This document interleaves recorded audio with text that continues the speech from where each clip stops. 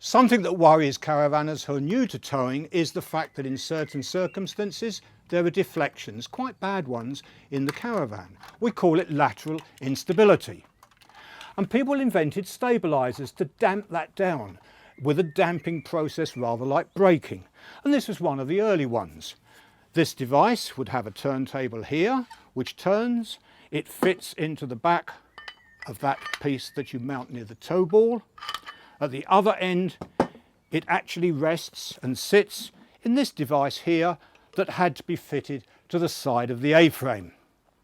And having fitted it up, you'd merely tighten this, and then the caravan would dampen down much more quickly. But look, what a big lump it is, and it's quite heavy, even though it would work with a normal coupling head. So someone says, let's change the coupling head or coupling hitch, whichever you like to call it. And I have here one of the original Westphalia SSKs. I fitted one, so I knew that it worked and was less clumsy than this arrangement here. That was where the tow ball would fit, just underneath. This lever here is the key to the stabilising system. Notice how it operates these arms here.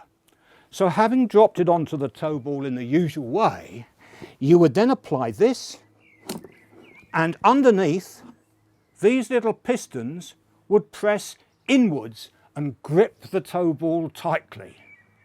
And it was all down to friction. But wait a minute, what an interesting difference there is in the friction areas. Because on this one, you had two big friction discs here, which would dampen down the movement well. Look how small these are. A 10p piece, not a lot different really. And the other thing to add is, of course, these are absolutely useless if you've got a greasy end area all around your tow ball. You must work it with a dry, grease-free tow ball.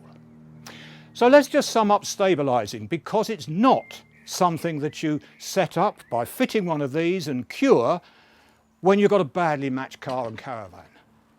You don't rely on a stabiliser because you've loaded your caravan badly. You load it properly. If the nose weight's bad, yeah, maybe that stabiliser helps, but that's not why you fit one. And you don't fit one to cure a chassis that is badly damaged or bent. No, you fit a stabiliser to deal with situations that you don't have any control of, like a sudden gust of side wind.